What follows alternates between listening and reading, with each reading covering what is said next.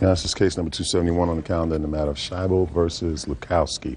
Parties have been sworn in, Judge. You may be seated. Folks, have seats, please. Mr. Scheibel, the defendant was your son's hockey coach, is that right? Correct. And it is your claim that he filed false charges against you, alleging certain threats of violence and harassment. You want to be compensated. Correct. The defendant says that whatever charges he filed against you were absolutely accurate, and he has a cross-complaint because he said that you have continued to harass him. Correct. How long has your son been in a hockey league, Mr. Scheibel? It's going on probably 2 years now. And how long has the defendant been his coach? I believe this is the first year. Had they had difficulty from the beginning? It seemed like it started from I believe, the first game. Well, tell me about it. Something had happened on the bench, I'm not quite sure, and then he accused my son of saying vulgar words. And then after the game, my wife had confronted him about it. You weren't there? Yes, I was there, but I was at a different part of the ring. So this is when the trouble started. So maybe you can tell me. What happened at the first game, if you remember? Steven Scheibel on my team was in the corner of the bench making gestures like this. I asked him if he was doing okay, and he said no. I thought he was ill. Therefore, he didn't go out the next few shifts. Another young man walked off the rink onto the bench and said to Steven, "Are you okay?" And I said, "No, he's sick." And he goes, "No, I'm not. F you." I turned to the other coach. I says, I was just cursed at again, which was several other times during practices as it had happened. This young man cursed at you other times? Oh, yes, ma'am. This has been a constant problem with Steven Scheibel, his behavior.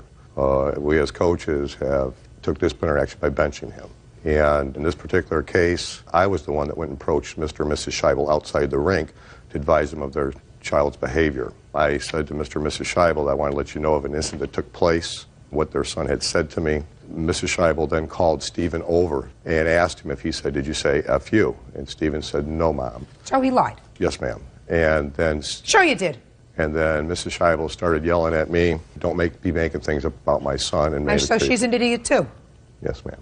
Hey, before we get to any claims of false charges, let me tell you exactly where I'm coming from, so you understand. Usually, fathers who participate as coaches do so because they love the sport and they generally like children. So that I have to assume that the man standing before me is not a psychopath, and that the reason he participates in the sport is because he likes children and he likes the sport. So if somebody in authority comes over to you and says to you, "Madam, your son's got a toilet mouth," you believe him. Mm-hmm. Yes, now you're saying yeah. I did. I believed him. That's why I went and got my son. And your son said, "No, I didn't say it"? I said, "You have to apologize to this man if you said that." Stand up here. Yeah. Not if you said that. Not if you said that. How dare you open your mouth to him? Right. Because he just looked at me before and said, "I didn't say that." Right? Right. Yeah. You're a liar. I didn't say that. Yes, you did. Yes, you did. You may con her, but you don't con me, because there's no reason for him to lie. You know how many punks like you I've seen in my life who have a fresh mouth? Tens of thousands.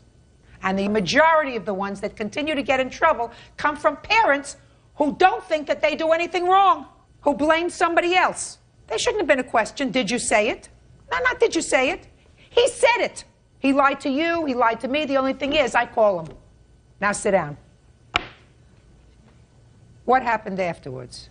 Well, after we started taking disciplinary action against Steven regarding other incidences, one was he punched another player on our bench in the stomach, completely disruptive, which led up to having him dismissed from the team. That's when all my problems started, Your Honor. I had death threats called to my house. I've had motorcycles show up in front of my house. Mr. Scheibel continually showed up at our games at 3 different facilities using profanity, and I'm not talking just trash talk. I'm talking vulgar words in front of all the children. How many times did Mr. Scheibel show up at games where his son was not a participant? And give me the dates and the places. 13. I can go right through the dates, Your Honor, if Can you you like. do that, please?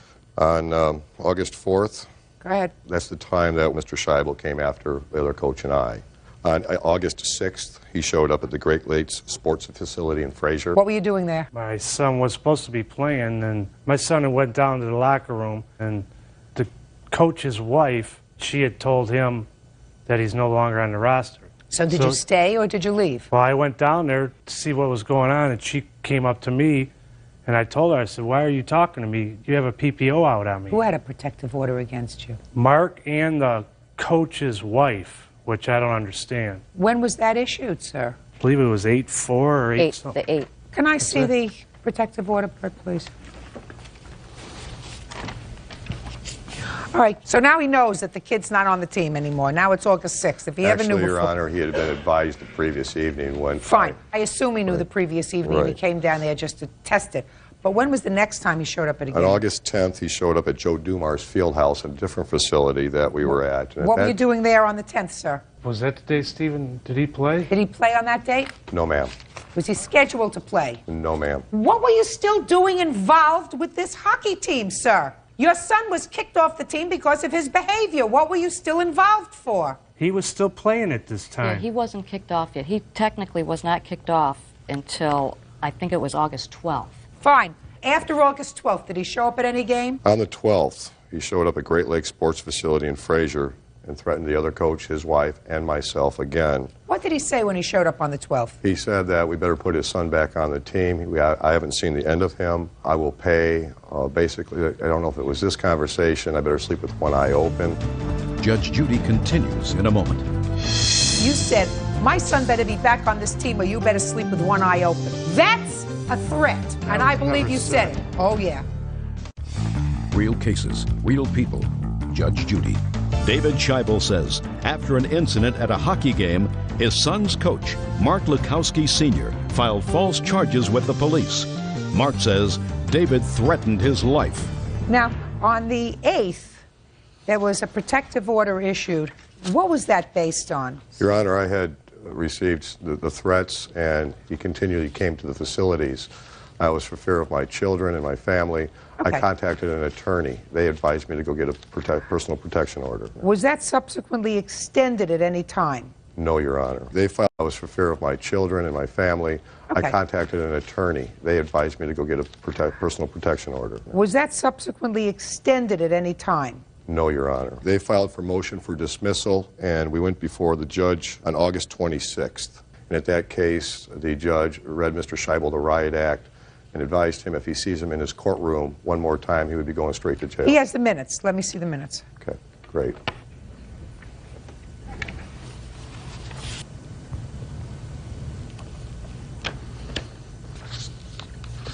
According to statute in your jurisdiction, the statute requires 3 contacts that are unwanted after notice. He has to have notice. He does go on to say, now he's on notice. And if there's further contact with you or your son or your family, then you can come back to court. He was not happy with you. Judge is not happy with you. He didn't say he didn't believe what he told him. He said their statute requires 3 contacts. I don't know why it requires 3 contacts. 1 would seem to me to be sufficient.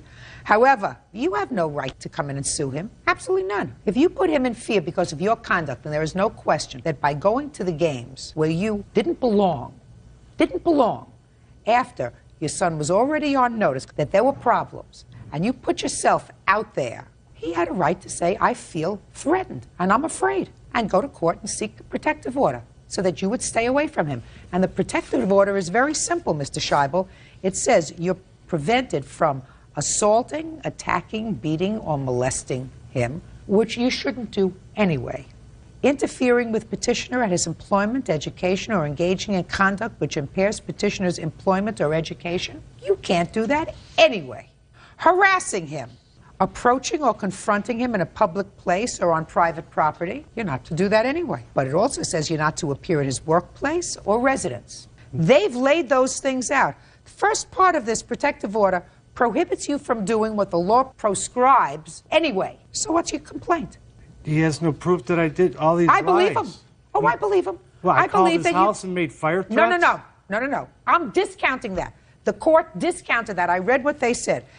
They asked him, do you have any proof that he was the one who made those threatening calls? And he said no.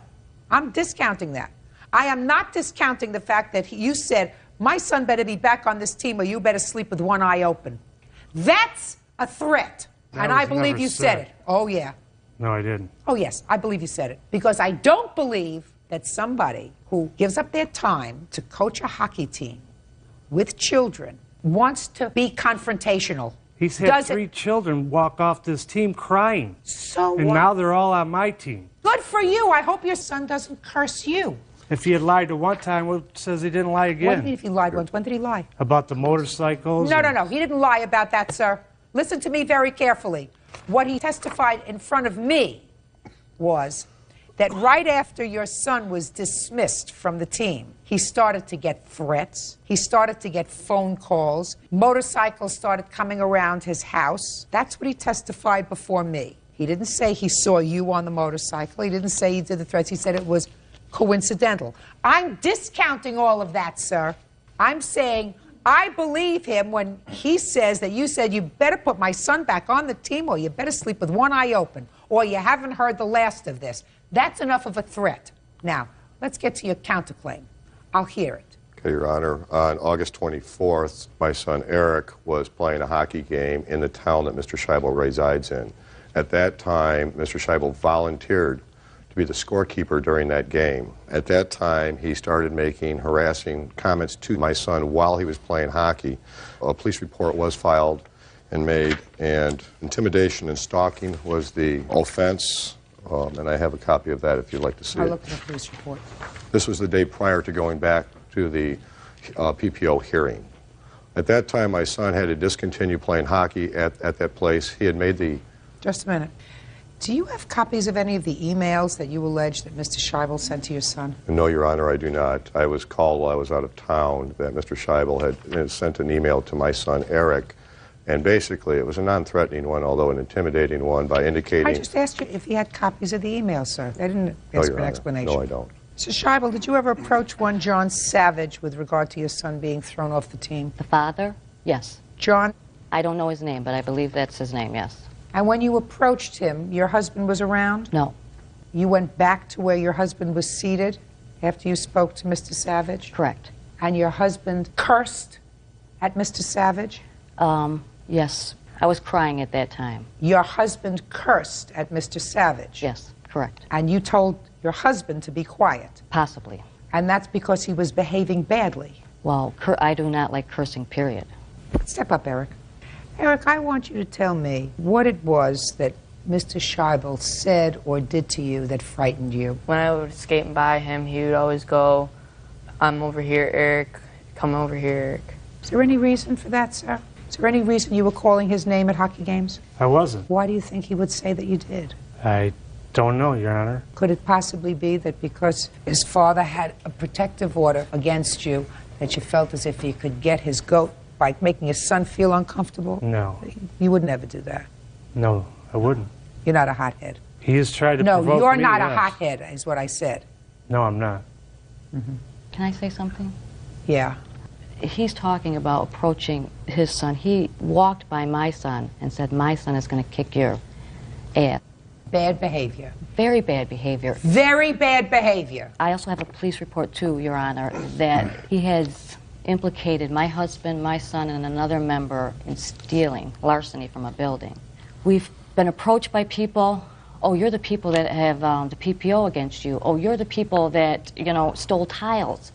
He is just spreading rumor after rumor after rumor. Well, the part about the protective order, that's not a rumor. But, that was all based on lies, too, Your No, Honor. it wasn't. Oh, no. Phone calls? Did you... Listen, are you not hearing me?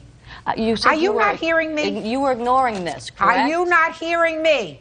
I said to you, if somebody says you better sleep with one eye open or I'm going to get you, that's enough for a protective order, and I believe your husband said that to him. And I'm not interested in phone calls because he says he doesn't really know who made them. That's what he told the judge. He said, it just so happens that coincidentally, after Potty Mouth over here was dismissed from the team, he started to get all of these telephone calls. That's what he told the judge. He said, it just so happens that coincidentally, after Potty Mouth over here was dismissed from the team, he started to get all of these telephone call hang-ups. Now, it could have been your son, it could have been his friends, it could have been somebody else, it could have been your husband. Who knows? Maybe it was you. All I know is that from what I've read, stop flipping, what I've read, your husband's got a toilet mouth sufficient for you to have said to him, "Sit down," in a public place because he cursed at another coach in front of children. Yes, and you had to say to him, sit down. Okay, I realize, but Mr. Lukowski is saying this all happened after they removed my son from the team, which that is not true. I don't care if it happened before or after or less tish above. Doesn't make any difference. Your case is dismissed. Period. End of discussion. As far as you're concerned, sir, I want to know if you think that you did everything right. Yes, Your Honor, I did. I have the code of conduct that I have to sign as a coach. Don't give me code of conduct. And I don't want to have code of conduct. I'm not talking about dismissing him. I think if he opened up a mouth to you once, get rid of him. If his father's prepared to tolerate that, because that's the kind of language his father uses, that's the kind of adult he'll grow up to be. But his mother says that you said something to him. that is totally not true, Your Honor. I would never. I've coached hockey for 7 years, year-round, with 400 to 450 children under my direction and never had any problems. I'm there for the kids. There's no way I would intimidate a young man. Well, let's see who heard this. Did you hear it? No, my son. Maybe I'll believe him if he says something that's truthful. Get up here. Tell me about a conversation or a statement that your former coach said to you after you had stopped playing ball. Well, I was there to sub for another team, and I was standing there watching the other game. He looked at me and he's like, well, my son's going to kick your... Then he walked over to where his son was playing, like he was going to tell him. And what did you do when he said that to you? I just kind of stood there and went over to the locker room so I can get dressed. You mean dressed to play? Yeah. And did you play? Yeah. Did anything happen at the game? No, not really. Your Honor, I do recall this instance and situation, although what I did is my son was playing in a different league. I said to my wife, I'm going to go watch Mark kick some butt, and I walked over to the rink to watch my oldest son play. I made no reference to Stephen Scheibel. Never would. Maybe he heard it and took it as directed to him. I would never say anything like that. Maybe. All right, listen. Go home. Both of you. Go home. What? Well, after he kicked me off the team, a couple games during the playoffs, he let me play again. So? It means he's a nice guy. I wouldn't have let you play again. You opened up a big, fresh toilet mouth to me, and you would have been in another jurisdiction, another state. Your Honor, Just a second. That didn't require an answer.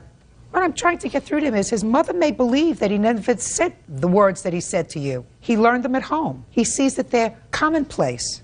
His father can say it, he can say it. There's no question his father said it because his mother said his father said it. If I asked his father would have probably denied it, just like his son did. It's a game. It's a game. It's a game. Goodbye.